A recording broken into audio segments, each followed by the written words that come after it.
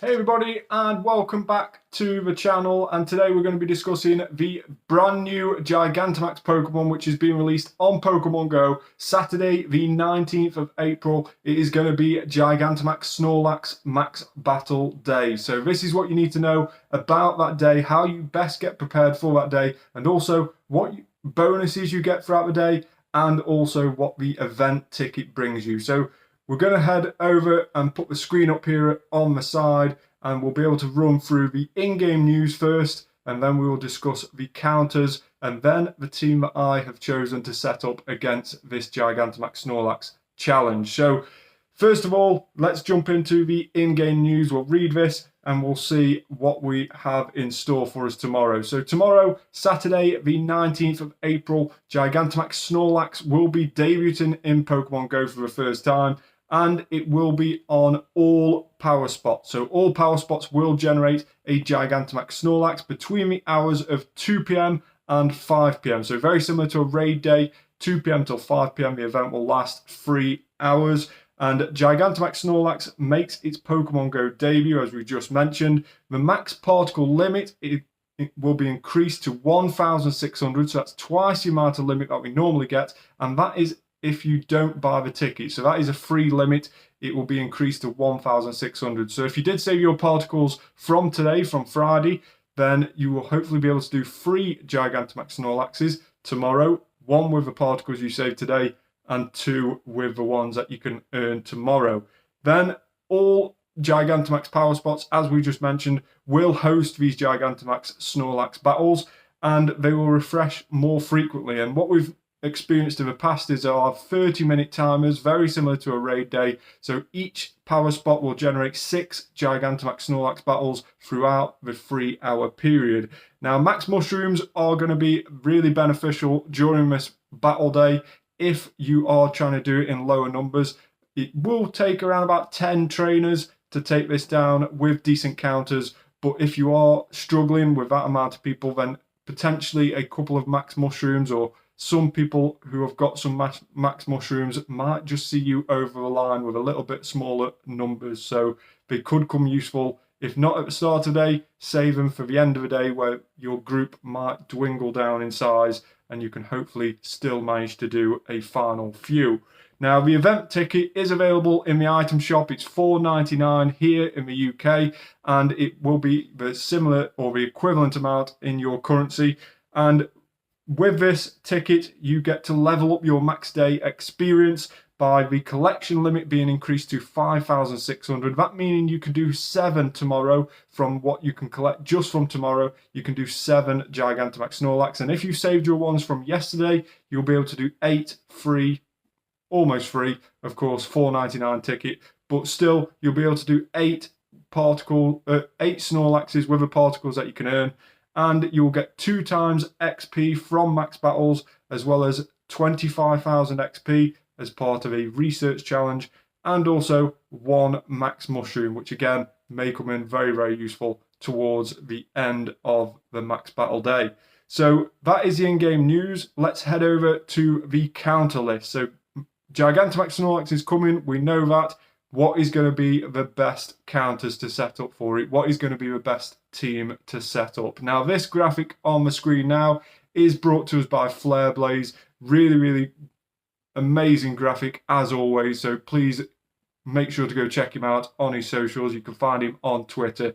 It is super, super cool graphic, very informational. And as you can see there, the Hundo CP that you want for Gigantamax Snorlax is 1843. So that is a Hundo CP you're going to be looking for.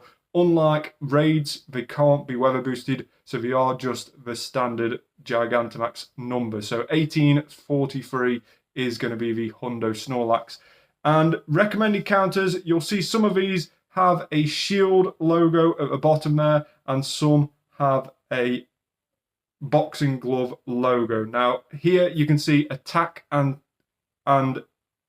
tank as well, wording being used, and the best way to set up for this is to have 2 tanks and then 1 attacker that you switch into when you start Gigantamaxing or Dynamaxing, depending on what Pokemon you're using. And the best attacker for this is, without doubt, Dynamax Machamp. We haven't had Gigantamax Machamp released yet, so Dynamax Machamp is going to be the best attacker for this, and you'll want level 3 max moves for that. So Max Knuckle powered up to level 3 Dynamax move will be the best one for that. So make sure that your Dynamax Machamp has got a fighting fast move, as that is the one that will generate the Max Knuckle charge move. So with that, we have Dynamax Machamp as the best attacker, but what is the best tanks to use in terms of what FlareBlaze has chosen?